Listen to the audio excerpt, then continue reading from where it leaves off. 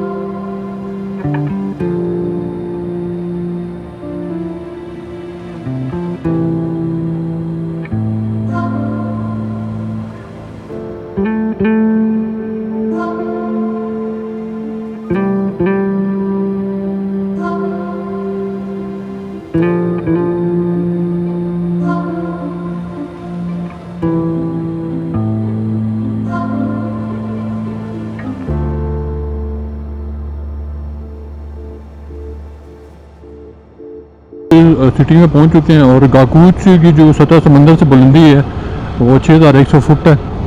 और ये इसका गाकूच का मेन बाज़ार है। होटल्स वगैरह भी यहाँ पे हैं, खाने पीने का भी इंतज़ाम है। और गिरगित से आते हैं तो आपको तकरीबन कोई गाकूच तक 1.5 आवर्स यानी कि 1.5 घंटा आपको टोटल लगता है यहाँ तक पहुँचने में। और यहाँ से आगे जो फंडर है, फंडर जो है वो भी तकरीबन कोई 2 घंटे का रास्ता है फंडर तक का। और रोड फंडर तक बेहतरीन बनी हुई है। अगर आप लेट पहुंचते हैं और रात हो जाती है तो आप यहाँ पे भी स्टे कर सकते हैं। यहाँ पे होटल शोटल मौजूद हैं, बाज़ार भी है, खाने पीने का भी सही ठीक इंतज़ाम है। यहाँ पे होटल भी यहाँ पे मुनासिब मिल जाएंगे फंडर में जो है, क्योंकि वो कमर्शियल एरिया हो गया है तो वहाँ पे थोड़े से कॉस्टली मिलते हैं। ये फंडर का मेन उसका गाकूच का मेन बाज़ार है। यहाँ से जल्दी से क्रॉस करते हैं इसको। गर्मी है यहाँ पे, पीछे अगर अच्छा मौसम था, यहाँ पे धूप तेज़ है। ज़ाहिर है जुलाई का महीना है तो गर्मी तो हर तरफ होगी। अंकल देख के अंकल जगह दे दें। ये दमास का इलाका है, विज़र का इलाका है और गाकून से तकरीबन कोई 6-7 किलोमीटर के फासले पे है दमास। खूबसूरत इलाका है ये भी। एक साइड पे इसके दरिया बह रहा है और ये इधर फसलें वगैरह भी लगी हुई हैं। ज़रा के खूबसूरत इलाके हैं ये, छोटे छोटे इलाके हैं काफ़ी ज़्यादा ये। तो मैंने सोचा है कि आपको सारे जो मेन रोड के ऊपर जितने भी इलाके आते हैं गिलगित टू संदूर टॉप, वो आपको बताऊंगा कि आपको ये इलाके इटसेल्फ एक्सप्लोर करने वाले हैं। क्या बात है, खूबसूरत नज़ारा और बेहतरीन मौसम भी इस टाइम यहाँ पे बहुत ज़बरदस्त है। इलाका ये पता नहीं कौन सा रोड से नहीं लगा रहा है। बहुत खूबसूरत आपको नज़र आ रहा है साइड पर। ये लैंडिंग स्लाइडिंग हुई है जो कि तकरीबन 1 माह पहले हुई है और ये साइड की हुई है। ये रास्ता क्लियर हो गया।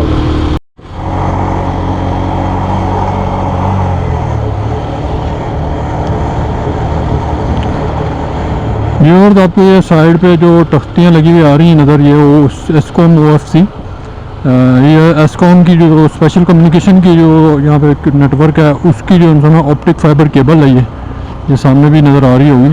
तो ये सारी यहाँ से गुजर रही है, सारी पूरे गिलगित बल्तिस्तान में और कश्मीर के अंदर यहाँ पर भी स्पेशल कम्युनिकेशन है जो कि आर्मी के ज़ेरे कंट्रोल है।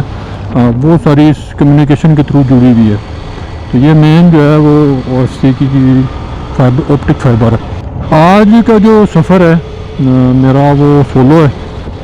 आज से लेके और फर्दर जब 2-3 दिन तक लाहौर पहुँचने तक अब मैं सोलो ही हूँ, क्योंकि जो बाकी साथी थे वो तो इधर से नारायण वाली साइड से होके बाबूसर टॉप से होके और नारायण से मानसरा और मानसरा से वो बैठ जाएंगे बसों में, बाइकें कर लेंगे, वो अपनी उसमें बस के ऊपर लोड करवा देंगे और वहाँ से वो घर चले जाएंगे।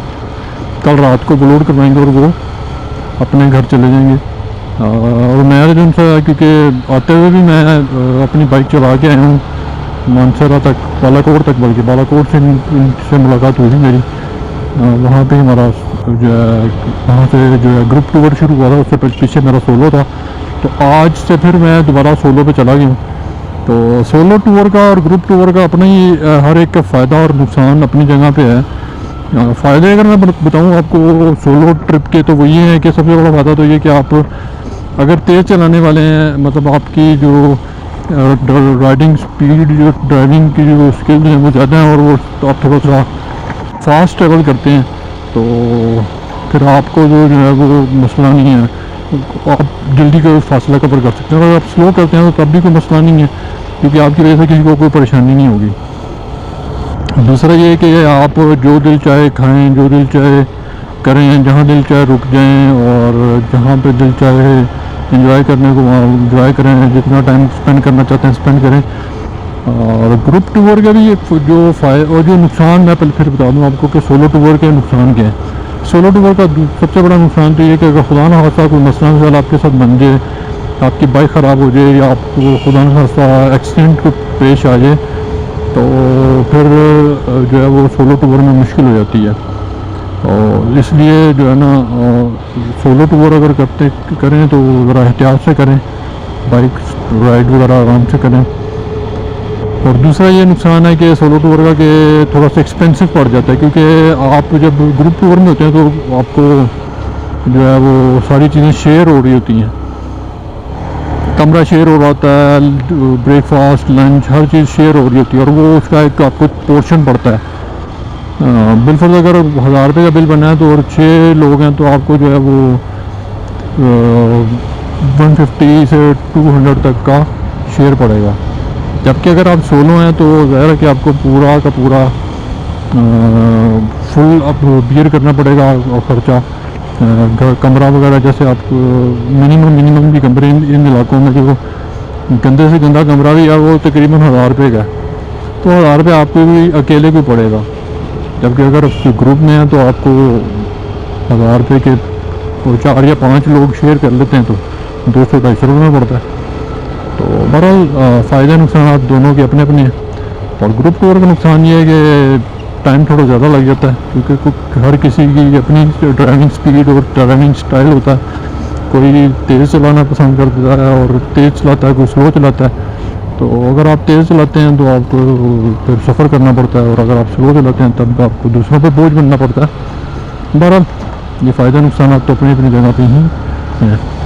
और ये हम इस बस गुप्स के करीब पहुंच गए। गुप्स वो जगह हैं जहाँ पे 2 साल पहले जब मैं आया था तो मैं और तारिक साहब थे, तो हमने यहाँ पे स्टे किया था। गुप्स में रात हो गई थी तो यहीं पे स्टे किया था। तो अभी बस ये आने वाला गुप्स।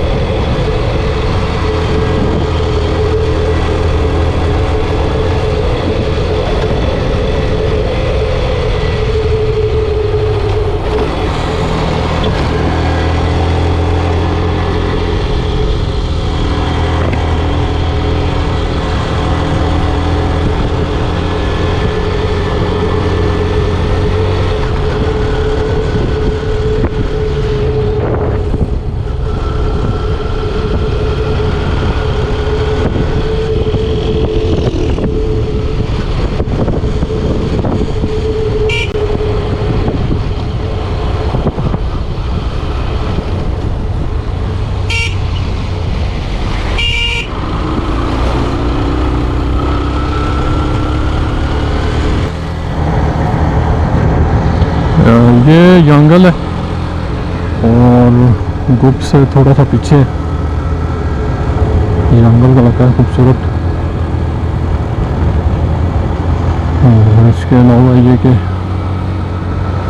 दरिया बिल्कुल इसके पास है गुजरा। दरिया के करीब ही सारी आबादियाँ नज़र है कि पानी जहाँ पे होगा वहाँ पे ज़िंदगी होती है। और ये इसका मूल का सबूत है कि इस दरिया के इर्द गिर्द ज़िंदगी कितनी ज़्यादा है। खासतौर पर पहाड़ी इलाकों में दरियाओं के इर्द गिर्द जो है वो आबादियाँ ज़्यादा हैं।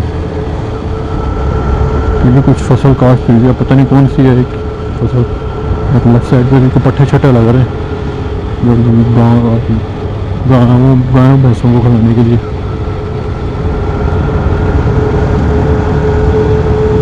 जंगल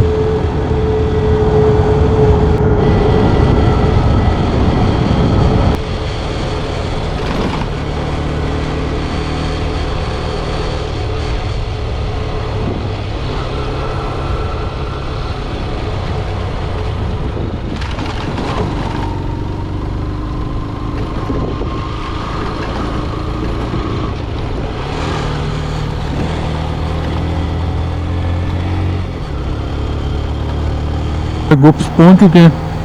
ये अब अभी गुप्स बाज़ार शुरू हो जाएगा। गुप्स जो है वो 7000 तकरीबन 300 फुट की बुलंदी पे है, सतह समंदर से जो उसकी हाइट है। तो ये सिविल हॉस्पिटल गुप्स है। और अब यहाँ से जो फंडर का फासला है वो तकरीबन 60 किलोमीटर है। 60 किलोमीटर मीन्स के 2 आवर्स। अभी क्या टाइम हुआ है? अभी टाइम हुआ है 1:26।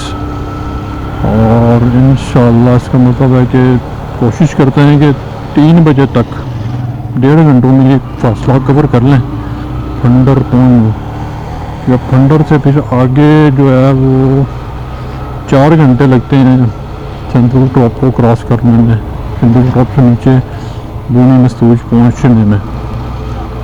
ये जो आप देख रहे हैं ये फंडर है, सॉरी गुप्स है। गुप्स भी एक मेन तहसील है ज़िला गिज़र की।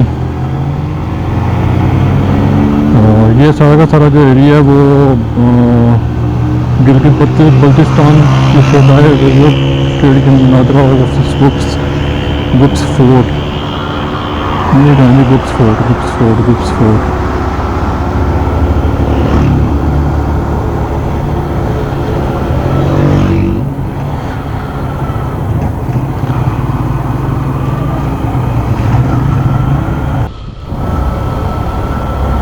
व्यूअर्स, ये राइट साइड पे जो रास्ता जा रहा है, ये साइड पे जो नज़र आ रही है आपको राइट साइड पे, ये रास्ता पहाड़ों के अंदर थोड़ा सा बैक साइड पे जाके यासीन वैली शुरू हो जाती है। और ये यासीन वैली ही का एक जो है वो मेन रोड है। यासीन वैली यहाँ तकरीबन कोई 15-16 किलोमीटर के फासले पे है और गाड़ी जा सकती है, रिकमेंडेड 4x4 की है।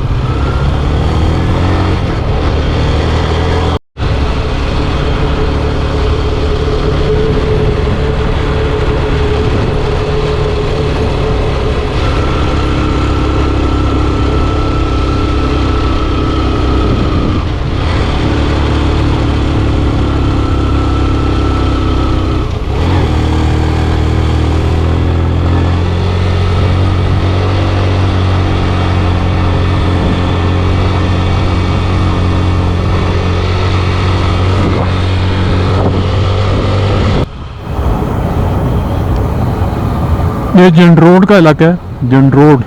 और फंडर यहाँ से तकरीबन 48 किलोमीटर है और गुप्स से ये तकरीबन 12 किलोमीटर के फासले पे है। एक छोटी सी लेक भी बनी हुई है, जंड रोड लेक। खूबसूरत है ये लेक भी। अभी आगे से इधर नज़र आती है, ये सामने आपको दरख्तों के दरमियान में वो सामने आपको लेक नज़र आ रही होगी और इस साइड पे जो है इसका वो लेक का जिट है। तो जंड रोड का इलाका ये ज़िला विज़र ही है। ये होटल शोटल भी हैं, होटल है, कैंप साइट भी है, ये लेक भी होटल, ये भी खूबसूरत लेक है। और बेसिकली ये पीछे से दरिया आ रहा है, यहाँ पे कोई थोड़ा दरिया का पार्ट चौड़ा हो जाता है और फिर आगे जाके दरिया जो है हमारे अपोजिट साइड पे बह रहा है। जंड रोड खूबसूरत है। इधर फिश वगैरह भी होती है, तो अगर टाइम हो तो फिशिंग वगैरह भी की जा सकती है। यहाँ पे ट्राउट फिश भी मिलेगी, हर तरह की फिश जा रही है। ये लेक है कुदरती।